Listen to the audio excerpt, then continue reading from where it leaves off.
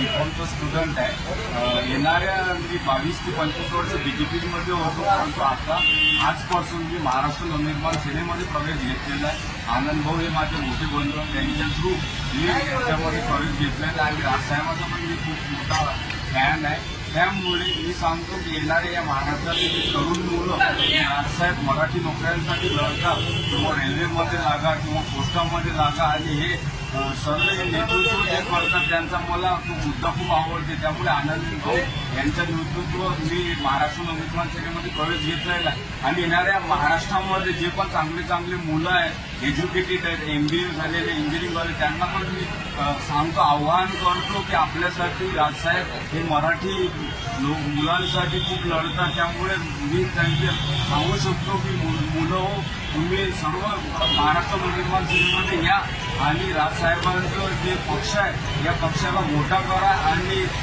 येणाऱ्या पुढच्या निवडणुकीमध्ये 100% सांगतो की सर्वात जास्त आमदार खासदार हे मंत्री लोक हे आपल्या मराठी मुलानुसारच होतील. ठीक आहे, थँक्यू.